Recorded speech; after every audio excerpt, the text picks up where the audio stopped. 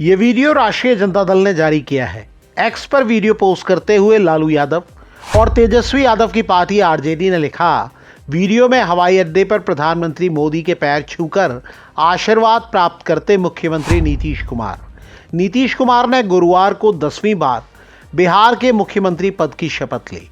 शपथ समारोह में प्रधानमंत्री नरेंद्र मोदी और उनकी सरकार के सभी प्रमुख नेता, बीजेपी और एनडीए शासित राज्यों के मुख्यमंत्री मौजूद थे।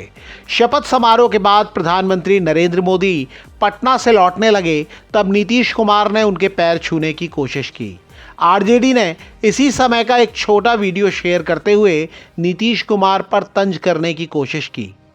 नीतीश कुमार के दूसरे आलोचक भी इस वीडियो को लेकर उन्हें ट्रोल कर रहे हैं।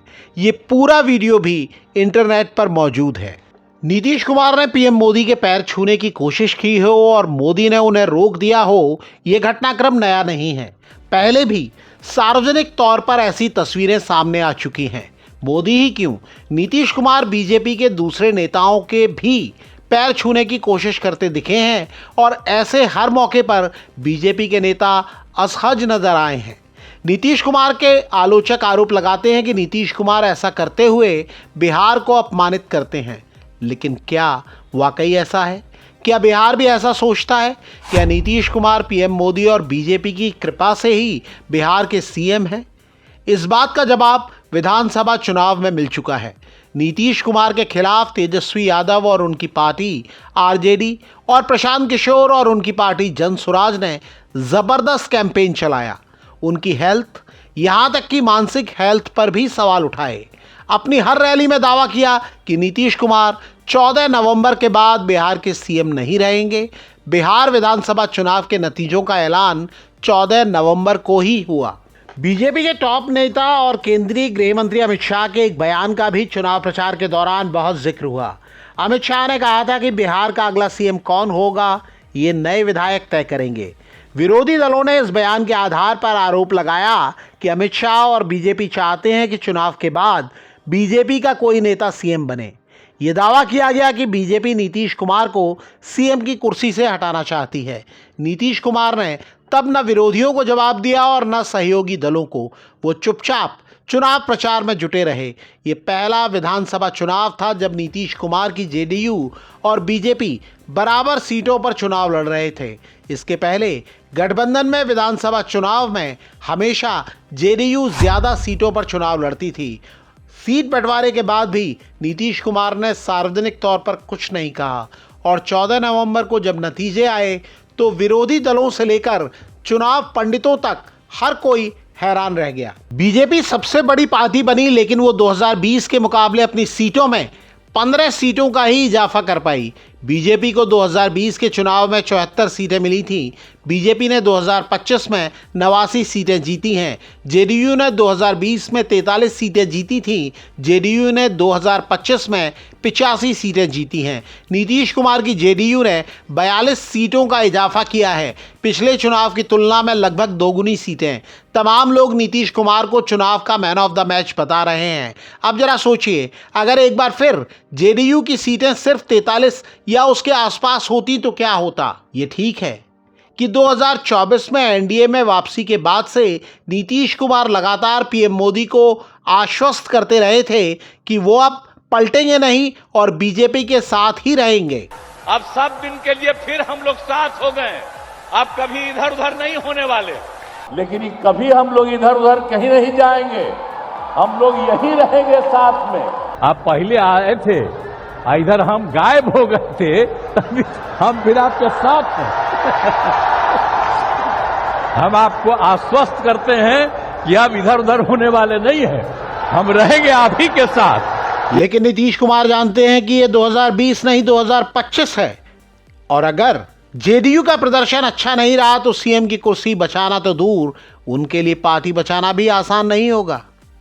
ये दावा लगातार किया जा रहा था कि जेडीयू के संजय झा और ललन सिंह जैसे प्रमुख नेता बीजेपी के संपर्क में हैं।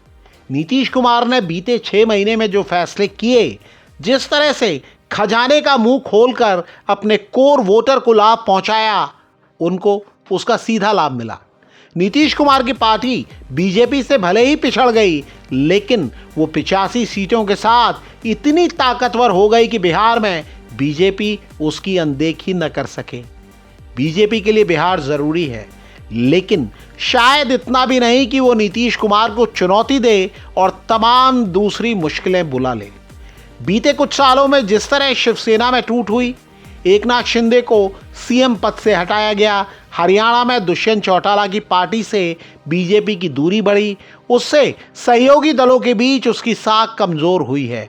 बिहार में चिराग पासवान भले ही खुद को पीएम मोदी का हनुमान कहते हैं, लेकिन एक वक्त ऐसा भी था जब बीजेपी ने चिराग के बजाय उनके चाचा पशुपति पारस को चुना था। ये याद रखना होगा कि केंद्र की नरेंद्र मोदी सरकार के लिए नीतीश कुमार के 12 सांसदों का समर्थन अहम है। आरजेडी और दूसरे विपक्षी दलों को भले ही याद ना हो, लेकिन बीजेपी को जरूर याद होगा कि जब नीतीश कुमार एनडीए से बाहर थे, तब उन्होंने विपक्षी दलों को एकजुट किया। इस गठजोड़ ने ही 2024 के लोकसभा चुनाव में बीजेपी को ऐसी कड़ी चुनौती दी कि पार्टी अकेले दम पर बहुमत हासिल नहीं कर सकी।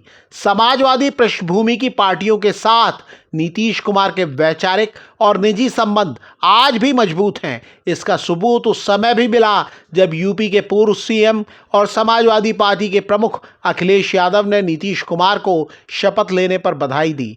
अखिलेश यादव ने नीतीश कुमार को कुशल और अनुभवी प्रशासक बताया और कहा कि राज्य में सुशासन का उनका शानदार ट्रैक रिकॉर्ड है। बीजेपी जानती है कि नई ताकत हासिल करने के बाद नीतीश कुमार ने एक और बार पलटी ली तो उसका असर दूर तक हो सकता है। कई लोग दावा करते हैं कि नीतीश कुमार मुकद्दर के सिकंदर हैं और इस मोर्चे पर उनका मुकाबला कोई और नहीं कर सकता। एक एक्स यूजर ने नीतीश कुमार के शपथ लेने का वीडियो पोस्ट किया है और लिखा है, आदमी की कुंडली में राजयोग होता है, राजयोग की कुंडली में खुद नीतीश कुमार हैं। आज की तारीख में बीजेपी भी इसे समझ रही है और बिहार, उसे भला नीतीश कुमार के पीएम मोदी के पैर छूने पर क्या दिक्कत हो सकती है। बिहार ने तो नीतीश कुमार से भी ज्यादा सीटें पीएम मोदी की पार्टी बीजेपी को सौंपी हैं। बिहार की राजनीति पर नजर रखने वाले दावा करते हैं कि बिहार में बीजेपी की जीत पीएम मोदी के करिश्मे का ही कमाल है, क्योंकि बिहार बीजेपी में ऐसा कोई नेता नहीं है जो सिर्फ अपने नाम और अपने काम पर अपनी सीट भी जीत सके। बिहार के सभी बीजेपी नेताओं को पीएम मोदी और सीएम नीतीश कुमार के नाम के सहारे की जरूरत होती है। पीएम मोदी भी जानते हैं कि सार्वजनिक तौर पर नीतीश का उनके साथ दिखना मायने रखता है। इसीलिए शपथ समारोह के बाद उन्होंने खुद नीतीश कुमार का हाथ पकड़कर एकजुटता का संदेश दिया। उसके बाद नीतीश कुमार ने पीएम मोदी के पैर छूकर आशीर्वाद मांग लिया, तो दिक्कत कैसी? आप इस मुद्दे को कैसे देखते हैं? कमेंट करके हमें जरूर बताइएगा।